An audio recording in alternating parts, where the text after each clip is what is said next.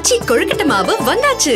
ஆச்சி கொழுக்கட்டை மாவிற்கு கொழுக்கட்டை அச்சை கேட்டு வாங்குங்கள். இப்போ சித்தார்த் வரதராஜன் அவர்களோ இல்லை கரண் தாப்பர் அவர்களோ மூத்த பத்திரிகையாளர் அப்படின்றத தாண்டி தைரியத்துக்கு பேர் போனவங்க. இவ்வளவு செய்யக்கூடிய இந்த நாடு, இவ்வளவு அக்கறை கூடிய ஒரு நாடு மோடி அரசு, அங்கே பாதுகாப்பு தர தவறியது ஏன்? இந்த கேள்வி தான் எழுப்பினது. இது தேச துரோகமா? அவங்க எதனா குண்டு தயாரிச்சாங்களா, இல்லை எங்கன்னா டிஃபன் பாக்ஸ் குண்டு வச்சாங்களா, இல்லை எதனா தீவிரவாத செயல் பண்ணாங்களா, இல்லை நாட்டில் என்ன பிளவுபடுத்தினாங்க? இந்திய விமானப்படையினுடைய துணை தளபதி பேசுனது தேச துரோகம் சொல்லுவீங்களா? படகு போடுவீங்களா அவர் மேல? பத்திரிகையாளர்கள் தங்களோட கருத்து சொல்றாங்க, விவாதம் பண்றாங்க, வாதகம் பண்றாங்க, மக்கள் கிட்ட ஒரு தெளிவை ஏற்படுத்துறாங்கன்ற ஒரே காரணத்துக்கோசரம், காழ்ப்புணர்ச்சிக்கோசரம் இந்த மாதிரி கேஸ் போடுறதுலாம் இதெல்லாம் ரொம்ப அநியாயம். இது ஒரு அடக்குமுறை தான், அதை தவிர்த்து வேற ஒன்றும் கிடையாது. இதே தசால்ட்டு எவ்வளவு எழுதுனாங்க இங்க இருக்கிற ஆர்டிக்கல் எல்லாம், அது சீக்கிரட்டு இவங்க சொல்லுவாங்க கேட்டால் தேச பாதுகாப்பு தொடர்பானதுன்னு நிர்மலா சீதாராமன் போடுவாங்க.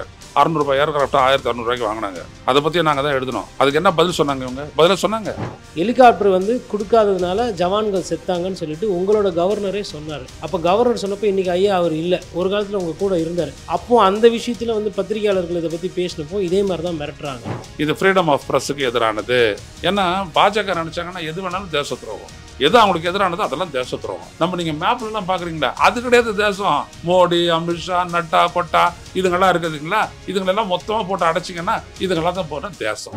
பட்டுக்கென்றே பிரத்யேகமாய் பெயர் ஒன்று கடை 2 மகன்யாஸ் மகளிர் மனதில் விளக்கு தொன்மதுரை போன்று. இந்தியாவினுடைய மிக மூத்த பத்திரிகையாளரான திரு கரண் தாப்பர் அவர்கள் மேலேயும், அதே போல ஒயர் இணையதளத்தினுடைய ஆசிரியரான திரு சித்தார்த் வரதராஜன் மீதும் அஸ்ஸாம் காவல்துறையினர் ஒரு சம்மன் அமைச்சிருக்காங்க. அவங்க மேல தேச துரோக வழக்க போட்டிருக்காங்க. பத்திரிகையாளரா இதை எப்படி பாக்குறீங்க? இந்தியாவினுடைய தற்பொழுதைய பத்திரிகை சூழல் அப்படின்றது எப்படி இருக்குது? ஆல்ரெடி இந்திய திருநாடு பத்திரிகையாளர்களுக்கு உகந்தமான ஒரு நாடு கிடையாது அப்படின்னு சொல்லிட்டு தரவுகள் வந்திருக்கு. இதன் அடிப்படையில் நிறைய ஸ்டடீஸ் எல்லாம் பண்ணியிருக்காங்க. என்னென்னா, வேலைச்சுமை ஜாஸ்தி, பெரிய சம்பளம் கிடையாது, அந்த பத்திரிகையாளர்களுக்கு பாதுகாப்பு என்பது இல்லை. இப்போ இதில் ரொம்ப முக்கியம் பாதுகாப்பு என்பது.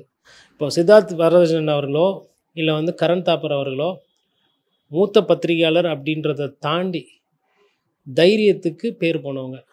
எது தப்பு எது சரி அப்படின்றத உச்ச குரலில், உரத்த குரலில் அவங்க கருத்துக்களை சொல்லக்கூடிய தன்மை படைத்தவர்கள். எங்கள் தொழிலில் வீரமானவர்கள், தைரியமானவர்கள், கையூட்டு பெறாதவர்கள் ரொம்ப குறைவாயிட்ருக்காங்க. அந்த மாதிரி ஒரு சூழ்நிலையில் ஏதோ கொஞ்சம் நெஞ்சம் இந்த மாதிரி ஆட்கள் இருக்கிறாங்க. இவங்களை வச்சு தான் அடுத்த தலைமுறை பத்திரிகை தொழிலுக்கு வரணுமா வேணாமான்றதை முடிவு பண்ணுவாங்க. இந்த மாதிரி கொஞ்சம் நெஞ்சம் இருக்கிறவங்களே இவங்க வழக்கு போட்டு தேச விரோத சட்டம். நான் என்ன கேட்குறேன்னா, என்னோட புரிதல், நான் சட்டம் படித்த மாணவன். அவங்க எதனா குண்டு தயாரித்தாங்களா, இல்லை எங்கன்னா டிஃபன் பாக்ஸ் குண்டு வச்சாங்களா, இல்லை எதனா தீவிரவாத செயல் பண்ணாங்களா, இல்லை நாட்டில் என்ன பிளவுபடுத்தினாங்க? இருக்கிற பிரச்சனை இப்போது கூக்கி இன மக்களுக்கும் மற்ற இன மக்களுக்கும் அங்கே பிரச்சனையாச்சு. மிசோரம்லலாம் பார்த்தோம், நம்ம வேறு சில மாநிலங்கள்லாம் பிரச்சனையாகுது. இந்த மாதிரி பெரிய பெரிய பிரச்சனை, மத கலவரம், சாதி கலவரம், குண்டு வெடிப்பு இதெல்லாம் நடக்கிற இடத்துல கூட இந்த மாதிரி ஒரு தீவிரவாத சட்டத்து மடி பண்ணி நடவடிக்கையெல்லாம் பெருசாக எடுத்தவங்க. ஆனால் ஒரு பத்திரிகையாளர்கள் தங்களோட கருத்து சொல்கிறாங்க, விவாதம் பண்ணுறாங்க, வாதகம் பண்ணுறாங்க, மக்கள்கிட்ட ஒரு தெளிவை ஏற்படுத்துகிறாங்கன்ற ஒரே காரணத்துக்கோசரம், காழ்ப்புணர்ச்சிக்கோசரம் இந்த மாதிரி கேஸ் போடுறதுலாம் இதெல்லாம் ரொம்ப அநியாயம். இது ஒரு அடக்குமுறை தான், அதை தவிர்த்து வேறு ஒன்றும் கிடையாது. இது எதிர்க்கட்சிகள் இன்றைக்கி காங்கிரஸ் கட்சியில் நிறைய பேர் இதை பற்றி பெருசாக பேசுகிறது கிடையாது. இந்த மாதிரி விஷயங்களை எதிர்க்கட்சிகள் அவங்க கொஞ்சம் பலவீனமாக இருக்கிறதும் ஒரு பிரச்சனை. அந்த மாதிரி நேரத்தில் மக்கள் பத்திரிகையாளர்களை, வழக்கறிஞர்களை, நீதிமன்றங்களை தான் நம்புவாங்க. இந்த மாதிரி ஒடுக்க என்ன ஆகும்னா, பேசுகிறதுக்கு இல்லை, இது இப்படியே போச்சுன்னா கிட்டத்தட்ட நமக்கு கொரியா மாதிரி இல்லை சைனா மாதிரி அந்த மாதிரியான ஒரு போக்கு போயிட்டு இந்திய திருநாட்டுக்கு இது ஒரு கேடு. இப்போ குறிப்பாக அந்த வழக்கு போட்டதோட பின்னணி இந்த ஆப்ரேஷன் சிந்தூரில் இந்தியாவினுடைய அந்த ஜெட் விமானங்களை இழந்ததற்கான காரணம் பாகிஸ்தான் கிட்ட இந்தியாவினுடைய தலைமை தான் அப்படின்னு சொல்லி அதில் குறிப்பிட்டு பேசியிருக்காங்க. அந்த ஜெட்டு நம்ம இழந்தோம் அப்படின்றது இன்னும் இந்திய அரசாங்கமே இன்னும் அதிகாரப்பூர்வமாக சொல்லாத விஷயத்தில் அவங்க இப்படி ஒரு பதிவு செஞ்சது இந்த வழக்கில் ஒரு நியாயம் கற்பிக்கும் விதமாக சொல்கிறாங்க. இது எப்படி பார்க்குறீங்க சார்? இதே கருத்தை பாகிஸ்தானில் இருக்கவங்க கூட சொல்லுவாங்க. பாகிஸ்தானில் அவங்க அமைச்சரையிலையோ இல்லை அதிகாரத்தில் இருக்கிறவங்களோ இல்லை வேறு இந்தியாவுக்கு பிடிக்காத மக்கள் கூட சொல்லுவாங்க. இப்போ அவர்கள் மீது கூட நீங்கள் போயிட்டு இந்த மாதிரி தேச விரோத சட்டம் போட முடியுமா? அதாவது விமானம் தொலைஞ்சுதா இல்லையா அப்படின்னு சொல்கிறவங்க இங்கே இருக்கிற பத்திரிகையாளர்கள். இருக்குது, இல்லை, இது பொய், நாங்கள் தொலைக்கலை, தரவுகளை நீங்கள் காட்டிட்டு பத்திரிகையாளர்களை சந்தித்து அதை தெளிவுபடுத்திங்கன்னா இதுக்கு முடிவு வந்துட போகுது. இப்போ ரஃபேலில் ஊழல் நடந்தது காங்கிரஸ் கட்சியில், அப்போவுமே இதே இந்து பத்திரிகையில் இருக்கிறவங்களாம் ஒரு சில பேர் அதை பற்றி பேசியிருக்கிறாங்க. இதே இந்து பத்திரிகை நிறைய ஊழல்களை கடந்த காலத்தில் கொண்டு வந்திருக்கு. இதே வயரில் இருக்கிறவங்களும் வந்து மக்கள் பிரச்சனையை வந்து பேசிக்கிட்டு இருக்காங்க. கரண் தாப்பர் அவர்களோட அந்த பத்திரிகை நேர்மையை பற்றி எனக்கு வயசு கம்மி, நான் பேசுகிறதுக்கு ஒன்றும் இல்லை. அவர் எந்த மாதிரி கேள்வி கேட்பார், எதிரில் யார் பிரதமர் உட்காந்தாலும் ஜனாதிபதி உட்காந்தாலும் தான் ஒரு பத்திரிகைக்காரன்றதில் எல்லலும் குறையாத மாண்பு படைத்தவர். அந்த மாதிரி ஆட்கள் வந்துட்டு இப்போ என்ன பேசிட்டாங்க. இப்போ ஆப்ரேஷன் சிந்தூர் நீங்கள் சொல்கிறீங்க அது கவர்மெண்ட்டோட சக்ஸஸ்னு. எதனால் ஆப்ரேஷன் சிந்தூர் வந்துச்சு? அது வர்றதுக்கு காரணம் என்ன? ஒரு போர் சூழல் வர்றதுக்கு காரணம் என்ன? அப்போ நீங்கள் எதையோ கோட்டை விட்டுருக்கீங்க, உங்கள் மேலே சந்தேகம் இருக்குன்ற அந்த ஒரு நியாயமான விஷயத்தான் வச்சுருக்காங்க. அவங்க வந்து இந்திய இராணுவத்தையோ எங்கேயோ கொச்சப்படுத்தலை. ஹெலிகாப்டர் வந்து கொடுக்காததுனால ஜவான்கள் செத்தாங்கன்னு சொல்லிட்டு உங்களோட கவர்னரே சொன்னார். அப்போ கவர்னர் சொன்னப்போ இன்றைக்கி ஐயா அவர் இல்லை, ஒரு காலத்தில் உங்கள் கூட இருந்தார். அப்போது அந்த விஷயத்தில் வந்து பத்திரிகையாளர்கள் இதை பற்றி பேசினப்போ இதே மாதிரி தான் மிரட்டுறாங்க. இப்போது ஒரு ஜவானுக்கு வந்து இப்போது போடுற சாப்பாடு சரியில்லை அப்படின்னு சொல்லி ஜவான் பேசினாரா, அவரே இருக்குது. அதாவது குறைகள் இருக்குது, சந்தேகங்கள் இருக்குன்னா அதை சரி செஞ்சு நாட்டு மக்கள்கிட்ட விழிப்புணர்வு கொண்டு வர வேண்டியது அரசாங்கத்தோட கடமை. கருத்துக்கு கருத்து தானே பதிலாக இருக்கணும். எதுக்கு கைது நடவடிக்கை வரலாம் போகிறீங்க? அவங்க என்ன சொன்னாங்க, ஆப்ரேஷன் சிந்தூரில் எங்களுக்கு சந்தேகம் இருக்குது, ஜெட்டு வந்து நீங்கள் எழுந்தீங்களா, இல்லை போரில் வந்து கிளியாத சட்டம் இருக்கா? நம்ம சைடு ஒரு 10 பேர் காயப்படுறாங்கன்னா எதிர் சைட்லேயும் ஒரு 10 பேர் காயப்படுவாங்க. இதுதானே போரோட அடிப்படை. அந்த அடிப்படையை தானே அவங்க பேசியிருக்கிறாங்க. இதில் என்ன இருக்குது? அவங்க வேறு என்ன தேச விரோதம் பண்ணாங்க? அதாவதுங்க, போருன்றது வரும்போது வார் கவர் பண்ணுறதுன்றது விளையாட்டு கிடையாது. எவ்வளோ பேர் வந்து இப்போ காசாவில் அதுக்கப்புறம் போகும்போது அதிகமான பத்திரிகையாளர் தான் செத்துட்ருக்குறாங்க. நீங்கள்லாம் ஏசி ரூமில் சொகுசாக உட்காந்துட்டு இருக்கீங்க. உங்களுக்கு இப்போது நான் என்ன கேட்குறேன்னா, இந்திய திருநாட்டுக்கு இராணுவத்தில் இருக்கிறவங்க எல்லாம் ஒருவேளை தப்பு தண்டா நடந்தால் அதை வந்து ஊடகம் தானே வெளிச்சம் கொண்டு வரும். இதை ஏன் நீங்கள் வந்து ஒரு நல்ல பார்வையில் பார்க்கக்கூடாது? ஒருவேளை நம்ம சைடு எதனா சின்ன சின்ன தப்பு இருந்ததுன்னா அதை சரி செஞ்சுக்கிறதுக்கு ஒரு வழிவகை தானே. அது உண்மையாக இருக்கிற பட்சத்தில் வந்துட்டு நீங்கள் வந்து அதை வந்து கடந்து போகலாம், இல்லை அதுக்கு வந்து பதில் கொடுக்கலாம். ஆனால் ரெண்டுமே பண்ணாமல் கைது நடவடிக்கைன்றது என்னன்னா, இதை பற்றி இனிமேல்ட்டு யாரும் வந்து பேசக்கூடாது, இதை பற்றி இனிமேல்ட்டு யாரும் இதை பிரச்சனையை பெருசு பண்ணக்கூடாது, இதில் எதையும் மறைக்கிறதுக்கு தடுக்கிறாங்களோன்ற அந்த ஒரு சந்தேகம் வரும் இல்லைங்களா? இது வந்துட்டு என்னென்னா ஜனநாயக அராஜகம், ஜனநாயக அரசு, ஆனால் பண்ணக்கூடியது என்னென்னா சர்வாதிகார அராஜகம். இது வந்துட்டு எப்படி அதாவது அவங்க என்ன எழுதுனாங்க, கடந்த ஆகஸ்ட் 12ஆம் தேதி வந்துட்டு இவங்களுக்கு வந்துட்டு அந்த நோட்டீஸ் அனுப்புறீங்க, சம்மன் அனுப்புறீங்க, அஸ்ஸாமில் வந்துட்டு ஆஜராகணுன்ட்டு. ஆனால் கேஸ் எது சம்மந்தப்பட்டது? பால்காம் சம்மந்தப்பட்ட ஆர்டிகிள்ஸ், பால்காம் சம்மந்தப்பட்ட கரண் தாப்பரனுடைய பேட்டி. அப்புறம் அதில் நிறைய பேர் கட்டுரையெல்லாம் அந்த வயரில் எழுதுனாங்க. முன்னாள் இராணுவ தளபதிகள், அப்புறம் பலரும் எழுதியிருக்கிறாங்க. அந்த பட்டியலை நம்ம பிறகு படிக்கலாம். அதெல்லாம் எழுதியிருக்காங்க. இவங்க எல்லாருமே யார் அப்படின்னம்னா கன்சர்ன்டு பர்சன்ஸ், இந்த நாட்டை தொடர்பான அக்கறையுடைய மனிதர்கள். ஜேர்னலிஸ்டுகளே அப்படிதான். அந்த அக்கறையுடைய மனிதர்கள் எல்லாம் வந்துட்டு அவங்க பேசக்கூடிய வார்த்தைகள் எவ்வாறு தேச துரோகம் ஆகும்.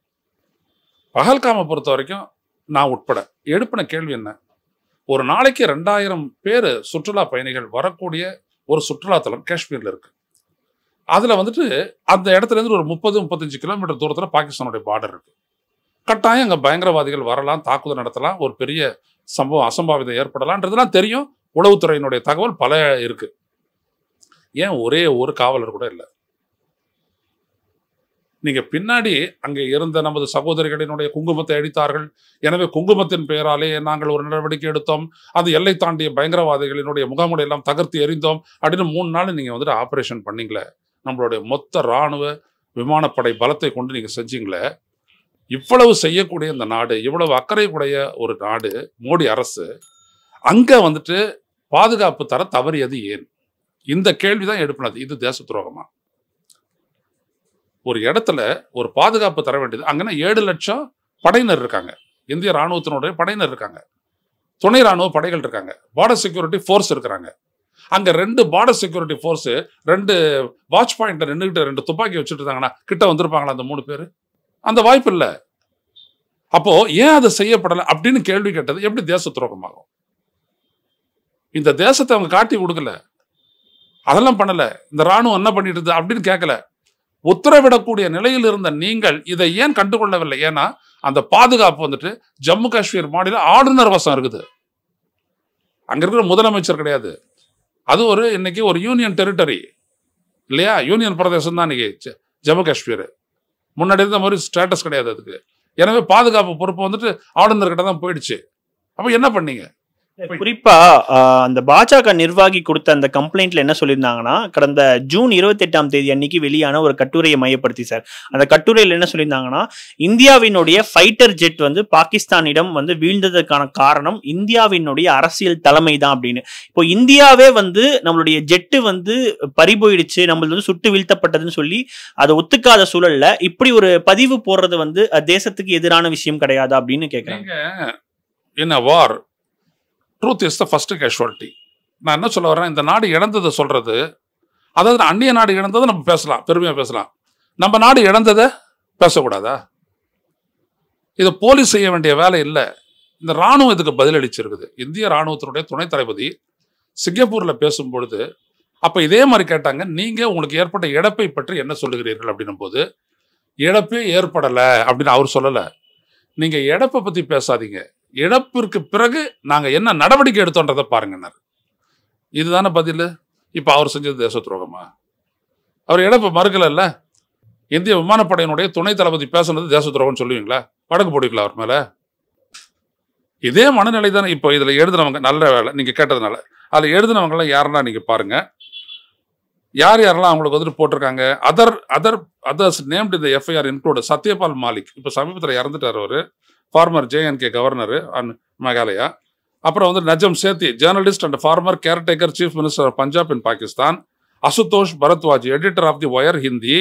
அடுத்தபடியாக மற்றவங்கலாம் யார் யார் அப்படின்னு பார்த்தீங்க அப்படின்னா, த ட்ரிபியூனுடைய editor Harish Khare, observer research foundation senior fellow Manoj Joshi, farmer intelligent IB chief Avinash மோகனானி, farmer chief of raw AS துலாத், Colonel retired Ajay Shukla, former ADG of Border Security Force SK Zoot, senior journalist Anand Sahai, educationist Rohit Kumar, senior defense journalist Rahul Bedi, researcher Nirmanya Chauhan and former army officer Ali Ahmed. இவங்கெல்லாம் தேச துரோகிகளா? எங்க இவங்க கிட்ட தானே நாடே இருக்குது. இவங்கெல்லாம் வந்துட்டு தேச துரோகிகளான்னு கேட்குறேன் நான். நீ ஏன் அந்த இழப்பை பற்றி பேசுகிறோம் அப்படின்னம்னா, அப்போ நம்ம நாடு எப்படி எக்யூப் ஆகிருக்குது ஒரு எதிரியை சந்திக்கிறதுல அப்படின்றது தான். இதுக்கு 1000 பதில்கள் சொல்லிடலாம். நம்ம டீப் பெனிட்ரேஷன் பண்ணோம், அது பண்ணும்போது எப்படிலாம் அழித்தோம், இந்தந்த தளங்களை அடிக்கும் போது இப்படி ஒரு கேஷுவாலிட்டி ஏற்படுறது இயல்பு தான். அதை பற்றி நாங்கள் கவலைப்படல.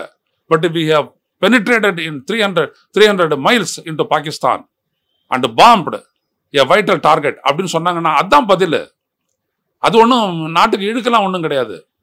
எவ்வளவோ பேரை இழந்துருக்குறோம் நம்ம, அதெல்லாம் பற்றி ஒன்றும் கிடையாது. அப்படி இழக்கிறத பற்றி இந்த இராணுவமோ விமானப்படையோ கவலைப்பட்டதும் கிடையாது. ஆனால் இதெல்லாம் பற்றி பேசக்கூடாதுன்னு நீங்கள் யார் சொல்கிறதுக்கு? எக்ஸ்பர்ட்ஸ் தானுங்க இந்த நாட்டினுடைய கைடிங் ஃபோர்ஸு, இல்லையா? இன்னைக்கு ஏன் நீங்கள் சொல்கிறீங்க ஒரே நாடு ஒரே தேர்தல்னு சொல்கிறீங்க? அதை எதிர்த்து சஞ்சீவ் கண்ணா அப்படின்ற உச்சநீதிமன்றத்தினுடைய முன்னாள் தலைமை நீதிபதி போயிட்டு அதற்கு எதிராக பேசுகிறாரு. தேச துரோகம் அது. அதில் இருக்கக்கூடிய நெருக்கடி, நீ நாடாளுமன்ற இது அரசமைப்பினுடைய அதிகாரத்தை தூக்கி, தடையற்ற அதிகாரத்தை வந்துட்டு தூக்கி நீங்கள் தேர்தல் ஆணையத்தை கொடுத்தீங்க அப்படின்னம்னா தேர்தல் நடத்தணுமா வேணாம்ன்றது அவன் எப்படி முடிவு எடுப்பான்னு இவர் கேட்குறாரு.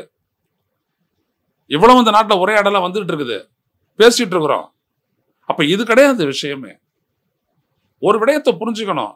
இந்த நாட்டுடைய நிர்வாகம் ஏன் அஸ்ஸாமில் போயிட்டு இது 29ஆம் தேதி ஃபைல் பண்ண கேஸுக்கு நீங்கள் ஜூன் நீங்கள் 29ஆம் தேதி மேலே ஃபைல் பண்ண கேஸுக்கு ஆகஸ்ட் 12ஆம் தேதி கொடுக்குறாங்க. 7 நாள் ஆச்சு அதனுடைய எஃப்ஐஆரை ட்ரேஸ் பண்ணுறதுக்கு. கொடுக்கவே இல்லை. 20ஆம் தேதி தான் கொடுத்தாங்க. நம்ம 20ஆம் தேதியே பேசுகிறோம். இவ்வளவுதான். புரியுதுங்களா? நான் ஒன்றும் இந்த ஜேர்னலிஸ்டுகளை சப்போர்ட் பண்ண வேண்டிய அவசியம் எனக்கு அப்படி ஒன்றும் கிடையாது. எனக்கு எந்த அவசியம் என்னன்னா, இந்த இதை பற்றி வரும்பொழுது இந்த செடிஷன் ஆக்ட் இல்லைன்னா இந்த பாரதிய நியாய சம்ஹிதா இதில் வந்துட்டு 152வது பிரிவை பற்றி இதே ஒயர் தான் வழக்கு போட்டுச்சு உச்சநீதிமன்றத்தில். இது ஃப்ரீடம் ஆஃப் ப்ரெஸ்ஸுக்கு எதிரானது. ஏன்னா பாஜக நினச்சாங்கன்னா எது வேணாலும் தேச துரோகம், எது அவங்களுக்கு எதிரானதோ அதெல்லாம் தேச துரோகம். அப்படின்னு என்ன அர்த்தம்னா மோடி அமித்ஷா இவங்கள தான் தேசம். நம்ம நீங்கள் மேப்லலாம் பார்க்குறீங்களா, அது கிடையாது தேசம். மோடி அமித்ஷா நட்டா கொட்டா இதுங்கெல்லாம் இருக்குதுங்களா, இதுங்களெல்லாம் மொத்தமாக போட்டு அடைச்சிங்கன்னா இதுங்கெல்லாம் தான் போனால் தேசம். இவங்களுக்கு எதிராக பேசினா தேச துரோகம் அப்படின்னு சொல்லிட்டு போயிடுங்கடா ஒரு வழியா. அப்படி சொல்ல இல்ல குறிப்பா இந்த ஏற்கனவே ஒயர் நிறுவனம் வந்து இந்த டசால்ட் நிறுவனத்தோட ஷேர்ஸ்லாம் வந்து கம்மியாயிருக்கு அப்படின்னு சொல்லிட்டு, ஏன்னா இந்த தாக்குதல்ல வந்து அந்த விமானம் இழந்ததுனால இந்த ஷேர்ஸ் கம்மியாயிருக்குன்னு சொல்லி வேற ஒரு நிறுவனத்தை பேசினதை கோட் பண்ணதுக்கே வந்து தடை பண்ணியிருக்காங்க. இப்போ இந்த மாதிரியான தேச துரோக வழக்கு பண்ணும்பொழுது இந்தியாவினுடைய இந்த பத்திரிகை சுதந்திரம், பேச்சு சுதந்திரம் எதை நோக்கி போகும் அப்படின்னு நீங்க நினைக்கிறீங்க? அச்சுறுத்தலுக்கு உட்படுத்துறாங்க. அதான் இங்க முக்கியம். நீ என்னன்னா இப்படிதான் பேசுவோம், இப்படிதான் நடக்கும், நீ என்ன சொல்ற, ஒரு கேப்பபிலிட்டியை சொல்லிட்டு எவ்வளோ அட்வர்டைஸ்மெண்ட் கொடுத்த. இதே தசால்ட்டு எவ்வளோ எழுதுனாங்க இங்கே இருக்கிற ஆர்டிக்கல் எல்லாம். அது சீக்கிரட்டு இவங்க சொல்லுவாங்க கேட்டால் தேச பாதுகாப்பு தொடர்பானதுன்னு நிர்மலா சீதாராமன் போடுவாங்க. 600 ரூபாய் ஏர்கிராஃப்ட் 1600 ரூபாய்க்கு வாங்கினாங்க. அதை பற்றி நாங்கள் தான் எழுதினோம். அதுக்கு என்ன பதில் சொன்னாங்க இவங்க? பதிலாக சொன்னாங்க தேச பாதுகாப்பு சம்மந்தப்பட்டதுன்னு ஒரு கவரில் எல்லாத்தையும் எழுதி உச்சநீதிமன்றத்தை கொடுத்துட்டு அவங்களுடைய வாயை அடைச்சிட்டாங்க. இப்படி தானே நீங்கள் செய்கிறீங்க. நாங்கள் என்ன செய்கிறோம்? தாக்குதல் நடத்துறது, அதாவது எங்களுடைய இராணுவ விமானப்படை கப்பற்படையை பற்றி எங்களுக்கு எந்த விதமான சந்தேகம் இல்லை. உங்களுக்கு வேணா இருக்கலாம், எங்களுக்கு இல்லைன்னா நாங்கள் தொடர்ந்து பத்திரிகையாளர்கள் இவங்களோட பயணிக்கிறோம். எப்படியெல்லாம் இந்த நாடு எப்படி எக்யூப் ஆச்சு அப்படின்னு DRDO மோடி வந்து ஆரம்பிச்சாரா? அட்டாமிக் எனர்ஜி கமிஷன் AEC இவங்க வந்து பண்ணாங்களா? இப்போ இங்கே கல்பாக்கத்தில் இருக்கக்கூடிய Indira Gandhi centre for atomic energy Modi வந்து தொடங்கி வச்சாரா? இதெல்லாம் இந்த நாட்டுக்கு தாத்தன் ஜவஹர்லால் நேரு காலத்திலேயே பண்ணது. அப்பவே இதுக்கெல்லாம் வேற யாரும் ஆளு ஏதோ மோடி பண்ண மாதிரி இவங்க அந்த மாதிரி காட்டிக்கிறாங்க. அதுக்கு எதிராக இப்படி எழுதினோடனே இவங்களுக்கு என்ன ஆயிடுது, இந்த பலூன்ல குண்டூசி குத்துற மாதிரி ஆகிப்போச்சு. பொசுன்னு போயிடுது. அது உடனே இவங்க மேல தேச துரோக வழக்கு. அதையும் அங்கே போடுறேன், ஏன் டெல்லியிலே போடு, அவங்கள்ட்ட விசாரணைக்கு வரமாட்டேன் நான் சொல்றாங்க. இவ்வளோ பேரும் அங்கே போகணுமா, குவஹாத்திக்கு போகணுமா? எதுக்கு இதெல்லாம்? அப்போ அச்சுறுத்தல். நீ வந்தன்னா இந்த மாதிரி தான் அலைக்கழிப்பேன் அப்படின்னு சொல்லிட்டு இதைத்தான் பிஜேபி பண்ணும். ஏன்னா அவங்களுக்கு ஜனநாயகத்தில் நம்பிக்கையற்றவர்கள், அவங்க சர்வாதிகாரிகள், நம்மளுடைய ஜனநாயகத்துக்கு ஒவ்வாதவர்கள். அதனால தான் ஒரு நாள் என்னைக்கு கூட ஒரு அமெண்ட்மெண்ட் கொண்டு வராங்க பார்த்தீங்களா? ஒருத்தர் குற்றவாளின்றதுக்கு முன்னாடி அவர் தூக்கி போட்டுடலாம். இல்லை, ஏன் இவங்ககிட்ட அதிகாரம் இருக்குது? இதுதான். ஆச்சி கொழுக்கட்டை மாவு வந்தாச்சு. ஆச்சி கொழுக்கட்டை மாவிற்கு கொழுக்கட்டை அச்சை கேட்டு வாங்குங்கள். பட்டுக்கென்றே பிரத்யேகமாய் பெயர் ஒன்று கடை 2 மகன்யாஸ் மகளிர் மனதில் விளக்குத்தூண் மதுரை 1. மின்னம்பலம்.com தமிழின் முதல் மொபைல் பத்திரிகை.